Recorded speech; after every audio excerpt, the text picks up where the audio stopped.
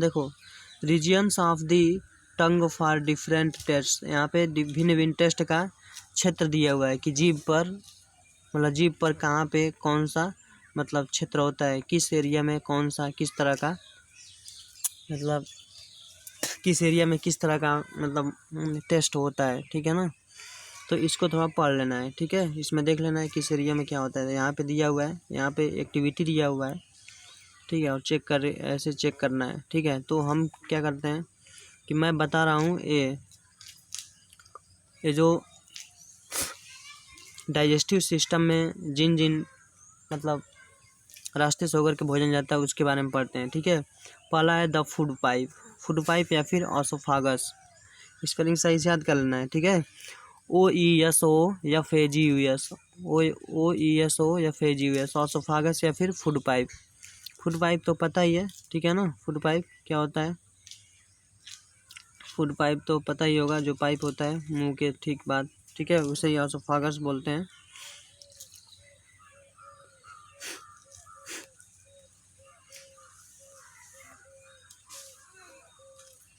The food pipe और ऑसोफागस, the स्वैलोड food, जो निकला गया जो भोजन होता है, passes into the food pipe और ऑसोफागस, वह मतलब गुजरता है इनटू फूड पाइप में होकर के जाता है, फूड पाइप में होकर के जाता है या फिर ऑसोफागस में। लुक एट फिगर 2.2, फिगर 2.2 को देखना, जैसे मुंह है तो ऐसे पाइप होता है, ठीक है, एलॉन्ग द नेक, क्योंकि the food pipe runs along the neck, मतलब जो फूड पाइप होता है गर्दन से होकर के गया रहता है, ठीक है।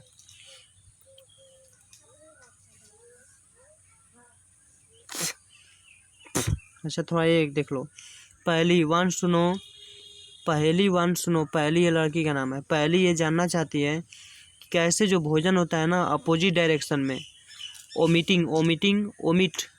VOMIT, ओमिट का मतलब होता है उल्टी होना, ठीक है। तो ओमिटिंग के दौरान कैसे भोजन जो है कि पुनः जो है कि लौट आता है, ठीक है, इसके बारे में वो जानना चाहती है, ठीक है। तो चलो वो जानेंगे बाद में, पहले इसको देखते हैं। देखो ये है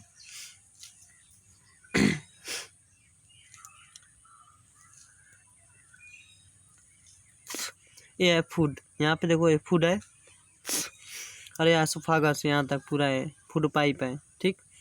इसमें देखो यहाँ पे फूड आ रहा है, ठीक है, फूड यहाँ से यहाँ आया और फिर स्टमक में प्रवेश कर गया, ठीक। और देखते हैं यहाँ पे मूवमेंट ऑफ द फूड, यानी मूवमेंट ऑफ द फूड, भोजन का मूवमेंट करना in the oesophagus of the alimentary canal, movement of the food in the oesophagus of the alimentary canal के ऑसोफागस से होकर के भोजन का मूवमेंट, ठीक है, एलिमेंट्री कैनल के ऑसोफागस से होकर के भोजन का मूवमेंट। अब एलिमेंट्री कैनल पता है कि नहीं, एलिमेंट्री कैनल किसे कहते हैं। अगर एलिमेंट्री कैनल नहीं पता हो तो इसको बता देते हैं क्या होता है एलिमेंट्री कैनल। तो ये एलिमेंट्री कैनल याद रखना है कि एलिमेंट्री कैनल क्या होता है। These parts together form the alimentary canal digestive tract. अच्छा मतलब जितने भी डाइजेस्टिव सिस्टम जो है, पूरा डाइजेस्टिव सिस्टम ही क्या होता है, एलिमेंट्री कैनल होता है, ठीक है।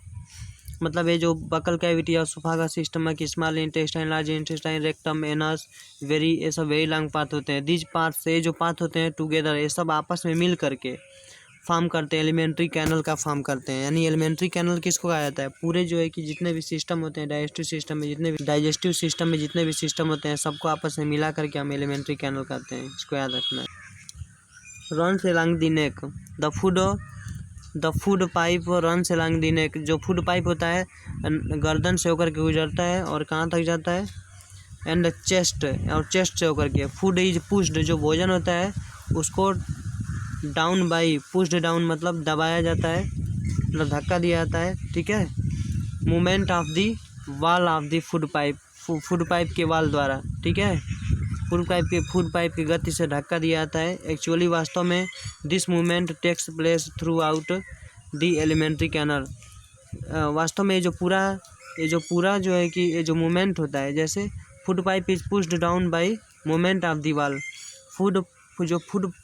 जो फूड होता है उसको जब हम लोग ऐसे चबाते हैं ना, जब तो क्या होता है कि जब जब हम भोजन को जब घोंटते हैं तो पूरा जितना भी डाइजेस्टिव सिस्टम होता है सब में वो सब में वो बल जाता है, और सब में ये बल जाने के वजह से सब जो है कि जहाँ जहाँ भोजन आता है सब अंदर जाता है, ठीक है, स्टमक में। और तो वही यहाँ पे दिया हुआ है कि फूड जो है कि धक्का दिया जाता है, ठीक है, movement of the wall of the food pipe, ठीक है, डाउन बाय, जो भोजन को धक्का दिया जाता है किसके द्वारा, तो movement of the wall of food pipe, food pipe का जो वाल होता है, जैसे मान लो ये फूड पाइप है, इसके अंदर का जो वाल होता है उसके द्वारा धक्का दिया जाता है, ठीक है, भोजन को अंदर जाने के लिए। अब यहाँ पे दिया है कि वास्तव में यह जो मूवमेंट होता है take place throughout the alimentary canal, पूरे एलिमेंट्री कैनल में ये जो है कि ये गति होता है पूरे एलिमेंट्री कैनल में, ताकि जहाँ जहाँ भोजन हो वहाँ नीचे धीरे धीरे जाता रहेगा, ठीक है, throughout the alimentary canal and, और पुशेज दी फूड, और भोजन को दबाता है डाउनवर्ड्स, नीचे की तरफ। एट दिस टाइम, इस समय the food is not accepted by our stomach, इस समय भोजन हमारे स्टमक द्वारा एक्सेप्ट नहीं किया जाता, एंड इज ओमिटेड आउट, और हमें क्या होता है, ओमिटेड आउट, और हमें उल्टी जैसा होता है, ठीक है।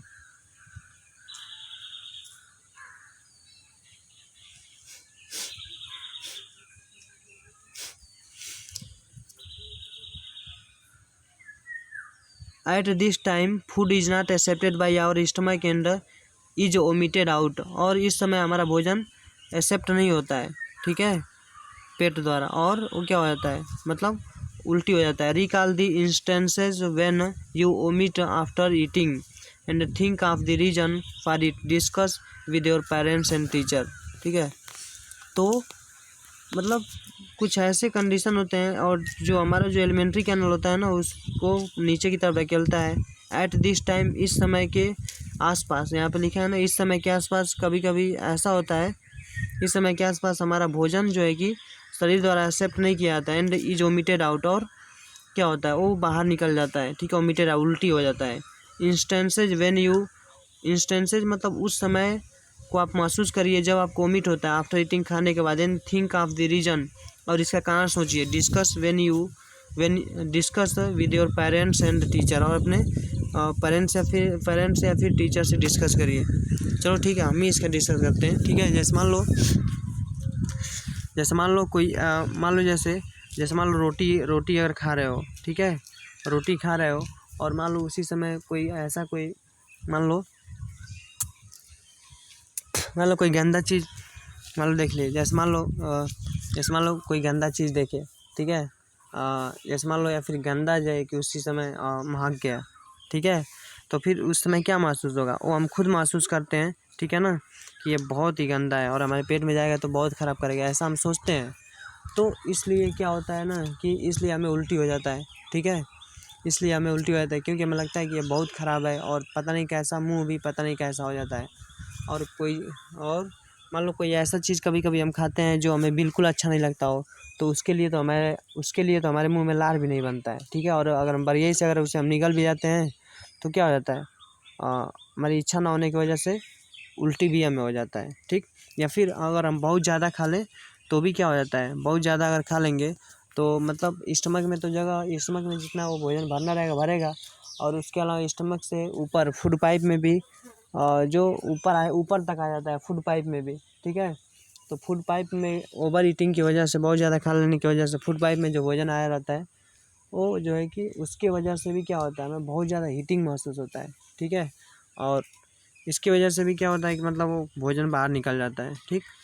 तो ये कहाँ होता है, और मम्मी से पूछना या फिर ऐसे महसूस करना, देखो क्या मिलता है कहाँ, ठीक है। तो देखते हैं स्टमक, ठीक है। अब पहला इसमें क्या है, स्टमक है, पहला जो सिस्टम है डाइजेस्टिव सिस्टम में स्टमक, ठीक। देखते हैं, the stomach is a thick walled bag, stomach जो होता है मोटे वाल वाला बैग होता है। Its shape is like a flattened J, इसका जो शेप होता है, आकार होता है फ्लैटेंड मतलब फ्लैटेंड जे, मतलब जे के आकार का होता है। And it is the widest part of the alimentary canal, और यह एलिमेंट्री कैनल का वाइडेस्ट पार्ट होता है, यानी थोड़ा सा बड़ा भाग होता है, ठीक है। वाइडेस्ट सबसे बड़ा भाग होता है, दी वाइडेस्ट मतलब सबसे बड़ा या फिर चौड़ा भाग कह सकते हो, चौड़ा भाग होता है आप दी एलिमेंट्री कैनल। एलिमेंट्री कैनल का एलिमेंट्री कैनल मतलब क्या, मतलब सारा डाइजेस्टिव सिस्टम में जितने सिस्टम होते हैं सब क्या है, एलिमेंट्री कैनल है, ठीक है। It receives food from the food pipe, या जो है कि स्टमक अभी डायरेक्ट अभी देखे है ना, स्टमक ऐसे ऐसे पाइप है तो डायरेक्ट जो पहले स्टमक में आता है, ठीक है। फूड पाइप से होकर डायरेक्ट पहले स्टमक में आता है, ठीक। ये जो है कि भोजन प्राप्त करता है फूड पाइप से, ठीक है। At one in the end opens into the small intestine. It receives food from the food pipe, या फूड पाइप से भोजन रिसीव करता है, प्राप्त करता है।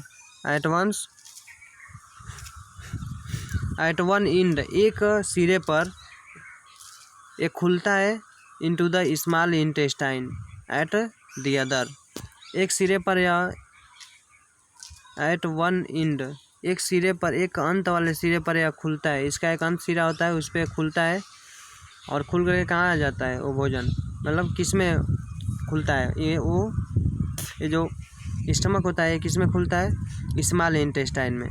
Opens into the small intestine at the other, दूसरे साइड पे स्मॉल इंटेस्टाइन में मतलब खुल जाता है। The inner lining of the stomach, पेट का जो इनर आंतरिक जो लाइनिंग होता है, सीक्रेट्स म्यूकस मतलब सीक्रेट्स म्यूकस मतलब लार छोड़ता है, ठीक है। डाइजेस्टिव जूस छोड़ता है, भोजन को पचाने वाला juice. Hydrochloric acid and digestive juices, hydrochloric acid और डाइजेस्टिव जूसेज हाइड्रोक्लोरिक और डाइजेस्टिव जूसेज म्यूकस छोड़ता है। स्टमक जो होता है, the inner lining of the stomach का जो अंदर वाला जो लाइन होता है, ठीक है, अंदर स्टमक के अंदर का जो भाग होता है वो सीक्रेट म्यूकस कोई पदार्थ है, डाइजेस्टिव एक तरह से जूसी है। फिर उसके बाद हाइड्रोक्लोरिक एसिड छोड़ता है एंड डाइजेस्टिव जूसेज को, ताकि वो भोजन को गला सके, छोटे भाग में तोड़ सके। द म्यूकस प्रोटेक्ट्स, और जो म्यूकस होता है रक्षा करता है the lining of the stomach के लाइनिंग का। अच्छा, म्यूकस जो पदार्थ होता है, म्यूकस कोई पदार्थ है जो कि स्टमक के लाइनिंग की रक्षा करता है, ठीक है। अब जैसे मान लो एक तरफ से मान लो ऐसे पेट में क्या आ रहा है, एसिड आ रहा है, तो मान लो एसिड पेट पे लाएगा कि नहीं, तो उसी की रक्षा के लिए म्यूकस जो है कि उसकी रक्षा करता है, ताकि मान लो जब उसमें हाइड्रोक्लोरिक एसिड जब शरीर छोड़ेगा भोजन को पचाने के लिए, तब तो कहीं पेट खराब वराब ना हो, जैसे पेट जले ना, इसलिए, ठीक है। अब हाइड्रोक्लोरिक एसिड बहुत ज़्यादा स्ट्रांग नहीं होता है, ठीक है ना, फिर भी इतना वो स्ट्रांग होता है कि जो ब्लेड होता है ना, लोहे का जो ब्लेड होता है जिससे दवाई भी बनाया था, उसको भी वो गला सकता है, ठीक है। हाइड्रोक्लोरिक एसिड इतना मतलब तीव्र होता है। The acid kills many bacteria, और ये जो एसिड है ना बहुत सारे बैक्टीरिया को मार देता है। That enter along with the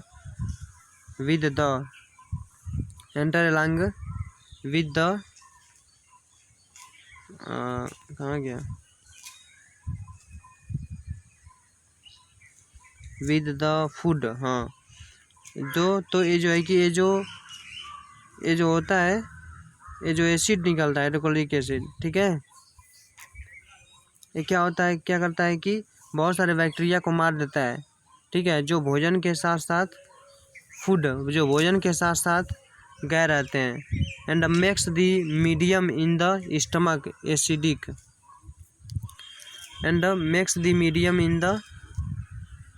acidic, and help the digestive juices to act, ठीक है। और जो भी मतलब फूड में जो भी गए रहते हैं उसको मार देता है, ठीक है।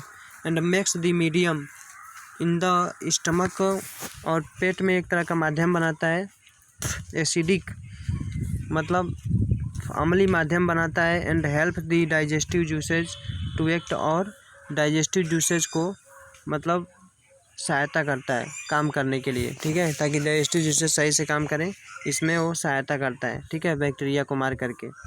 डाइजेस्टिव जूसेज मतलब जो हाइड्रोक्लोरिक एसिड है ना, जब वो पेट में पेट जब उस डाइजेस्टिव हाइड्रोक्लोरिक एसिड छोड़ता है, ठीक है, वो जो स्टमक हाइड्रोक्लोरिक एसिड छोड़ता है, ठीक है, उसमें क्या होता है कि वो जी भोजन में अन्य जो बैक्टीरिया गए रहते हैं, खराब बैक्टीरिया, उसको मार देता है, ठीक है ना।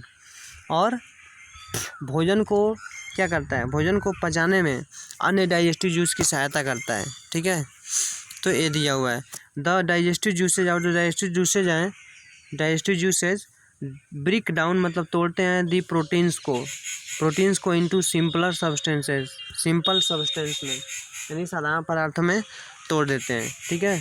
तो देखो अब ये था, इतना काम करता है कौन, स्टमक करता है। और फिर इसके बाद भोजन कहाँ जाता है, स्मॉल इंटेस्टाइन में चला जाता है, ठीक है। स्मॉल इंटेस्टाइन देखिए हो, मतलब ऐसे, मतलब इस तरह की संरचना होती है, इस तरह की संरचना होती है, देखिए हो, ठीक है, स्मॉल इंटेस्टाइन। तो इस तरह से स्मॉल इंटेस्टाइन होता है। The small intestine is highly coiled का मतलब एक क्वाइल जैसा, ऐसा लपेटा हुआ, और ऐसे ही लपेटा हुआ होता है कि नहीं, इस तरह से, तो क्वाइल ही है, ठीक है। हाईली क्वाइल्ड, अधिक जो है कि लपेटा, क्वाइल जैसे होता है, ठीक है। इज अबाउट 7.5 मीटर लॉन्ग, समझो 7.5 मीटर, और समझो कि 7 मीटर लंबे रास्ते पर वो क्या करता है, भोजन दौड़ता है पहले स्मॉल इंटेस्टाइन में, ठीक है। आप समझो 7 मीटर कितना होगा, आप 7 मीटर, 1 मीटर कितना होता है समझ लो, और 7 मीटर समझो कितना दूर होता है। तो समझो इतनी बड़ी संरचना इतने छोटे से जगह में क्या करती है, मतलब भोजन को पचाने में सहायता करती है, या भोजन को पचाती है, समझो। तो 7.5 मीटर लंबी होती है। It receives secretions from the liver, या लीवर से सेक्रेशंस, इट रिसीव्स सेक्रेशन, ये जो होता है स्मॉल इंटेस्टाइन, सेक्रेशंस मतलब मतलब सेक्रेशन मतलब क्या होता है, छोड़ना, मतलब जो भी सेक्रेट होता है, जो भी जूसेज मतलब निकलती है डाइजेस्टिव जूसेज, उसको प्राप्त करता है लीवर से, यानी जो भी जूसेज निकलता है वो कहाँ जाता है, स्मॉल इंटेस्टाइन में जाता है। एंड दी पैनक्रियाज और स्मॉल पैनक्रियाज से और लीवर से जो भी जूसेज निकलती हैं वो कहाँ जाती है, स्मॉल इंटेस्टाइन में, ठीक। उनको दिखाते हैं कहाँ पैनक्रियाज है और स्मॉल इंटेस्टाइन। देखो ये है लीवर, ठीक है, ये लीवर है, और ये क्या है, ये पैनक्रियाज है। तो लीवर से पैनक्रियाज से जो भी डाइजेस्टिव जूस जो है कि जो मतलब सेक्रेट होता है, निकलता है, वो कहाँ जाता है, स्मॉल इंटेस्टाइन में क्या होता है, चला जाता है। देखो ये है स्मॉल इंटेस्टाइन, ये जो देखो कितनी बड़ी ऐसे संरचना है, कितनी बड़ी, ठीक है, जो कि 7 मीटर 7.5 मीटर लंबा होता है, ठीक।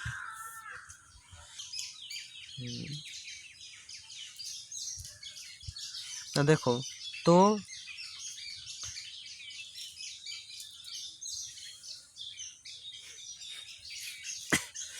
बिसाइड्स इट्स वाल, तो secretion from liver and pancreas, ठीक है। तो लीवर और पैनक्रियाज तो बता ही दिए। बिसाइड्स इसके अलावा इट्स वाल आल्सो सेक्रेट जूस, तो जो वो स्मॉल इंटेस्टाइन का जो वाल होता है वो भी जो है कि क्या करता है, डाइजेस्टिव जूस को छोड़ता है, ठीक है। लीवर जो होता है रेडिश ब्राउन होता है, लाल भूरे रंग का होता है, एक ग्रंथि है, लाल भूरे रंग का ग्रंथि है, ग्लैंड्स है, देखो ग्लैंड्स बहुत सारे होते हैं, ठीक है ना, जो कि अलग अलग तरीके का, मतलब जो है कि अलग अलग तरीके का रस छोड़ते हैं, ठीक है। Situated in the upper part of the abdomen, पेट के अपर पार्ट पे होता है, ठीक है। एब्डोमेन मतलब भी पेट होता है। ऑन दी राइट साइड पे देखिए यो, it is the largest gland, ये सबसे बड़ा ग्लैंड है इन द बॉडी। और ये बात बहुत ही मतलब याद रखना है, ठीक है, ये परीक्षा अक्सर परीक्षा में पूछा जाता है कि सबसे बड़ी ग्रंथि क्या है, मतलब हमारे शरीर में, तो सबसे बड़ी ग्रंथि क्या है, लीवर ही है, ठीक है। और जैसे मान लो पैनक्रियाज भी एक तरह का ग्रंथि है, हमारे मुंह में भी ग्रंथि पाया जाता है, मुंह में भी, ताकि सलीवा जो छोड़ता है, ठीक है, लार छोड़ता है। और ऐसे बहुत सारे मतलब ग्रंथि होते हैं जो भिन्न भिन्न तरीके का काम करने के लिए मतलब शरीर में क्या कर जाती हैं, शरीर में सीक्रेट्स होती हैं, ठीक है, तो ध्यान देना है। तो सबसे बड़ी ग्रंथि जो होती है हमारे शरीर में कौन है, वो है लीवर। लीवर जो होता है इट सेक्रेट्स, यानी ये जो है कि छोड़ता है, क्या छोड़ता है, बाइल जूस याद रखना है। लीवर कौन सा जूस छोड़ता है, बाइल जूस, ठीक। That is stored in sac, जो कि एक सैक में जाकर के स्टोर्ड हो जाता है, ठीक है, इकट्ठा हो जाता है। कॉल्ड गाल ब्लैडर, जिसको गाल ब्लैडर कहते हैं, ठीक है। तो अब देखो सैक क्या होता है, तो अब बता देते हैं। सैक जो है एक तरह से थैला समझो, और गाल ब्लैडर क्या होता है थोड़ा दिखाते हैं, गाल ब्लैडर कैसा होता है, ठीक है। अब देखो ये है गाल ब्लैडर, ठीक है, ये क्या है, गाल ब्लैडर है। यहाँ पे देखो ये लीवर है, और लीवर के बाद ये यहाँ पे देखो ये गाल ब्लैडर छोटा सा, ठीक। इसी में आकर के लीवर का जो भी जूस होता है इस गाल ब्लैडर में इकट्ठा हो जाता है, ठीक है। तो यही है गाल ब्लैडर। तो ये गाल ब्लैडर में जा कर के इकट्ठा हो जाता है, और ये जूस कौन सा छोड़ता है, लीवर बाइल जूस छोड़ता है, याद रखना है। द बाइल प्लेज, जो बाइल जो होता है, प्लेज यानी मतलब खेलता नहीं है बल्कि भूमिका निभाता है, an important role in the digestion of fats. मतलब ये जो बाइल जो जूस होता है, ठीक है, वो फैट को पचाने में, डाइजेशन ऑफ फैट को पचाने में बहुत ही बड़ी भूमिका निभाता है। फैट मतलब क्या, ऑयली जो भी चीज़ें होती हैं वो फैट होती हैं, ठीक है। तो उनको पचाने में क्या करता है, बहुत बड़ी भूमिका निभाता है बाइल जूस, ठीक। The pancreas is a large cream, pancreas is a large cream coloured gland located juice, ठीक है। तब जो पैनक्रियाज होता है इज अ लार्ज क्रीम, ये सब गाल ब्लैडर के बारे में याद रखना है, ठीक है ना। गाल ब्लैडर जो होता है, गाल ब्लैडर या फिर वो बाइल जो जूस होता है किससे निकलता है, तो किससे निकलता है, लीवर से निकलता है, जो कि गाल ब्लैडर में जाके भर जाता है, ठीक है। और फिर वो जूस के स्टमक में चला जाता है, ठीक है। और ये जो बाइल जूस होता है किसको पचाने में, फैट को पचाने में सहायता करता है। तो ये सही चीज़ें हैं। The pancreas is a large cream, जो पैनक्रियाज है बड़ा सा क्रीम कलर्ड, क्रीम कलर के आकार का क्या है, ग्लैंड है, located just below the stomach, stomach के ठीक नीचे जो है कि स्थित होता है। देखिए यो पीला सा, ठीक है, देख लेना है। द पैनक्रियाटिक जूस, पैनक्रियाज यानी इसी का juice, the pancreatic juice acts as on carbohydrates, जो पैनक्रियाटिक जो जूस होता है वो कार्बोहाइड्रेट पे क्या करता है, कार्बोहाइड्रेट पे काम करता है, कार्बोहाइड्रेट को पचाने में काम आता है, और फैट को एंड प्रोटीन्स को and changes them into simpler form, और उसे सिंपल फॉर्म में चेंज करता है, ठीक है। अब देखो ये जो पैनक्रियाटिक जो जूस होता है, वो पैनक्रियाटिक जूस से फैट भी पचता है, प्रोटीन भी पचता है, ठीक है, कार्बोहाइड्रेट भी पचता है, इस सब को सिंपल फॉर्म में तोड़ा जाता है। लेकिन बाइल जूस से सिर्फ फैट को तोड़ा जाता है, मतलब मुख्य रूप से फैट को। और देखते ही हो कि बहुत सारे लोग क्या करते हैं, फैट बहुत ज़्यादा खाते हैं, ठीक है। तो गाल ब्लैडर का जूस जो होता है वो नहीं, गाल ब्लैडर यानी लीवर का जूस होता है, मुख्य रूप से फैट को पचाने में काम करता है। और लीवर और भी जूसेस छोड़ता होगा, कोई ज़रूरी नहीं है कि यही बाइल जूस हो, लेकिन बाइल जूस दिया है, ठीक है, बाइल जूस छोड़ता है यानी लीवर। और बाइल जूस से अधिकतर क्या किसको पचाया जाता है, मतलब फैट को। लेकिन ये जो पैनक्रियाटिक जो जूस है, यानी पैनक्रियाज का जो जूस है वो अधिकतर किसको, वो कार्बोहाइड्रेट को भी पचाता है, फैट को भी, प्रोटीन को भी, और इसको छोटे फॉर्म में तोड़ता है, ठीक। तो ये इसके बारे में जानकारी हो गया।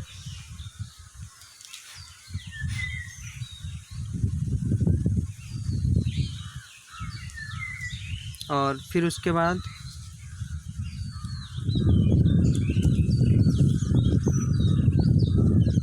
Simpler form. अब देखो the partly digested food now reaches the lower part of the small intestine. अब देखो जो पार्टली डाइजेस्टेड फूड, अब जो पच गया जो भोजन होता है, ठीक है ना, पचा हुआ जो भोजन होता है स्मॉल इंटेस्टाइन में, now reaches the lower part of the small intestine, अब स्मॉल इंटेस्टाइन के लोअर पार्ट पे पहुंचता है, यानी निचले वाले भाग पे पहुंचता है। वेयर जहाँ पर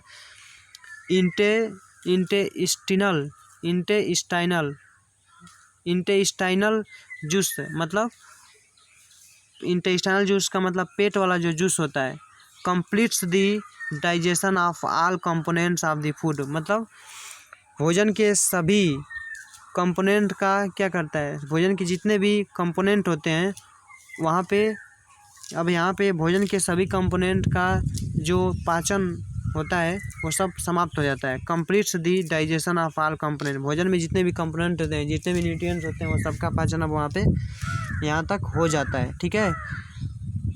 अब देखो दी कार्बोहाइड्रेट्स, यानी जो कार्बोहाइड्रेट है, get broken into simple sugar, अब कार्बोहाइड्रेट जो होता है सिंपल शुगर में टूट जाता है, ठीक है, सच एज जैसे glucose, such as glucose.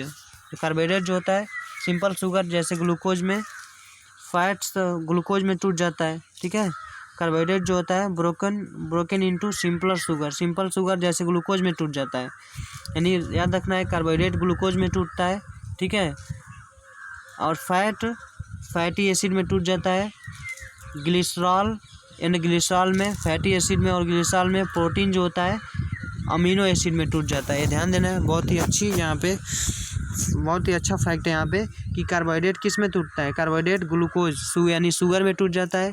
Sugar के किस प्रकार में? शुगर के ग्लूकोज प्रकार में टूट जाता है। शुगर के बहुत सारे प्रकार हैं, फ्रक्टोज, माल्टोज, ग्लूकोज, लेकिन कार्बोहाइड्रेट किस में टूटता है? ग्लूकोज में टूटता है, ठीक। और फिर उसके बाद फैट किस में टूटता है? तो फैटी एसिड में, याद रखना है, फैटी एसिड में टूट जाता है। ग्लिसरॉल या फिर ग्लिसरॉल में टूट जाता है, ग्लिसरॉल में, ठीक है, ग्लिसरॉल में टूट जाता है, ठीक है। और प्रोटीन किस में टूटता है? तो अमीनो एसिड में टूटता है, प्रोटीन अमीनो एसिड में टूटता है। ये ध्यान देना है, सब याद रखना है, ठीक है।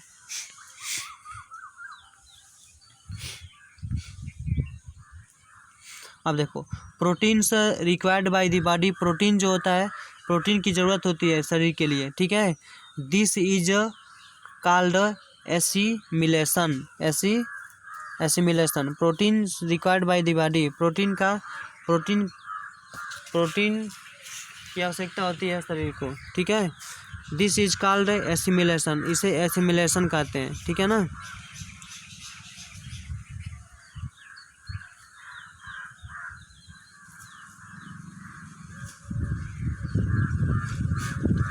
इसे एसिमिलेशन बोलते हैं।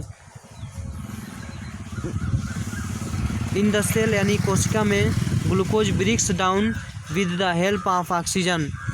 इन द सेल, कोशिका में जो ग्लूकोज होता है, कोशिका में जो ग्लूकोज होता है, ठीक है, ब्रेक्स डाउन, जब कोशिका में ग्लूकोज जाता है तो टूट जाता है with the help of oxygen, oxygen की सहायता में, इनटू कार्बन डाइऑक्साइड में, कार्बन डाइऑक्साइड में टूट जाता है और वाटर में।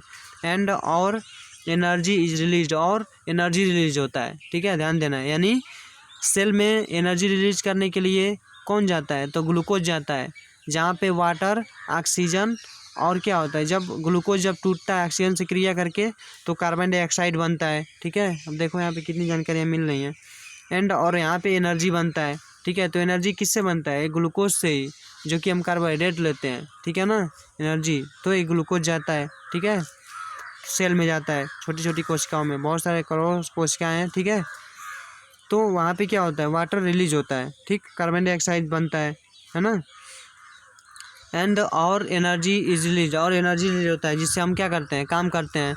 The food that remains undigested and unabsorbed enters in the large intestine. अब देखो, स्मॉल इंटेस्टाइन में फूड सारा पच जाता है, ठीक है ना। और ये भी बताए, अब यहाँ पे तो नहीं बताए, चलो बता दे रहे हैं। जैसे मान लो ये है स्मॉल इंटेस्टाइन, ठीक है, मान लो ये स्मॉल इंटेस्टाइन है, तो भोजन कैसे पचता है? वहाँ पे बहुत सारे डाइजेस्टिव जूसेस तो निकलती हैं पैनक्रियाज से, लीवर से, ठीक है। तो इसमें भी जो वाल होता है, ठीक है, इसमें भी जीवाल होता है स्मॉल इंटेस्टाइन का। स्मॉल इंटेस्टाइन के जो वाल होते हैं, ठीक है, इस वाल से डाइजेस्टिव जूसेस को, जो भी न्यूट्रिएंट होते हैं, सबको सोख लिया जाता है, ठीक है, एब्जॉर्ब कर लिया जाता है, ठीक है ना, ध्यान देना है। तो अनएब्जॉर्ब्ड, अब यहाँ पे स्मॉल इंटेस्टाइन के बाद जो फूड होता है दैट रिमेन्स अनडाइजेस्टेड, यानी जो नहीं पचा हुआ होता है, एंड अनएब्जॉर्ब्ड, और जो नहीं सोखा गया रहता है स्मॉल इंटेस्टाइन में के द्वारा, दीवालों के द्वारा, enters into the large intestine. अब वो लार्ज इंटेस्टाइन में क्या करता है? जाता है, ठीक। फिर उसके बाद आप देख लो लार्ज इंटेस्टाइन। अब उसके बाद absorption in the small intestine, इसको कल पढ़ेंगे, ठीक है। लार्ज इंटेस्टाइन में जाता है। देखो, large intestine is wider and shorter. Large intestine जो होता है वाइडर होता है, मतलब थोड़ा चौड़ा होता है, चौड़ा, ठीक है। स्मॉल इंटेस्टाइन से चौड़ा होता है, ठीक, लेकिन छोटा होता है, देखियो। And shorter than small intestine, small intestine से छोटा होता है। और देखो, इट इज़ अबाउट 1.5 मीटर, ये केवल 1.5 मीटर का ही होता है, 1.5 मीटर का, और वो कहाँ 7.5 मीटर का होता है small intestine. In the length, लंबाई में। Its function is to absorb water. इसका जो फंक्शन होता है मतलब काम होता है, इज टू एब्जॉर्ब वाटर, पानी को सोखना होता है, एंड सम साल्ट्स, और कुछ साल्ट्स को, फ्रॉम दी अनडाइजेस्टेड फूड, मतलब किससे, अनडाइजेस्टेड जो फूड होता है उससे साल्ट को सोखना होता है, या फिर वाटर को एब्जॉर्ब करना, या फिर साल्ट को एब्जॉर्ब करना होता है। जो अनडाइजेस्टेड फूड अभी बताया ना, स्मॉल इंटेस्टाइन में जो अनडाइजेस्टेड फूड होता है वो लार्ज इंटेस्टाइन में जाता है, ठीक है। अनडाइजेस्टेड फूड मटेरियल जो होता है लार्ज इंटेस्टाइन में जाता है। अब यहाँ पे क्या होता है, वाटर को या फिर कुछ जो साल्ट होते हैं उनको एब्जॉर्ब किया जाता है।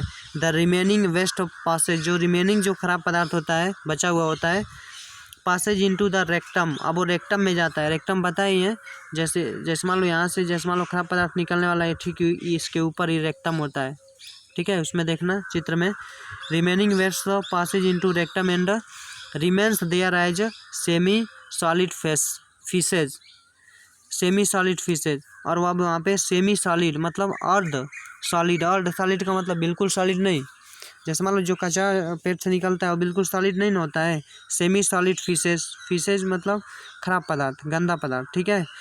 सेमी सॉलिड मतलब अर्ध सॉलिड गंदे पदार्थ के रूप में वहाँ पे होता है, ठीक है। द फिशियल मैटर, अब जो फिशियल मैटर होता है यानी जो खराब पदार्थ होता है, या फिर फिकल, अब जो फिकल मैटर होता है यानी फिशेज, ठीक है। फिशेज मतलब खराब पदार्थ है, याद रखना है, गंदा। फिकल जो मैटर होता है, is removed through the anus, अब गंदे पदार्थ को, खराब पदार्थ को एनस के द्वारा हटा दिया जाता है, फ्रॉम टाइम टू टाइम, सही समय के साथ। दिस इज कॉल्ड एगेशन, इसी को एगेशन बोला जाता है, ठीक है ना। इसी को क्या बोला जाता है, एगेशन बोला जाता है। अब बताओ तुम जो है कि लाइटिंग सही समय पे करते नहीं हो और नहीं करते हो, लाइटिंग नहीं लग रहा है। अब बताओ गंदा पदार्थ कहाँ जाता है, उसी में बढ़िया से भरते हो ना, हाँ। तुम जो उसी में वो पचता भी नहीं और तुम उसमें बढ़िया से पचाते हो, तुम लोग कितना गंदा काम करते हो। इसीलिए कहते हैं ना, पानी पियो और कहते हो लाइटिंग नहीं लग रहा है, तो कितनी गंदी आदत बताओ, समझे कि नहीं। तो थोड़ा इस पर ध्यान दो, नहीं तो ख़राब करेगा ना, पेट के लिए ख़राब करेगा, बहुत ख़राब करेगा। चलो ठीक है, अब इसके बाद absorption in the small intestine बाद में पढ़ेंगे, ठीक है।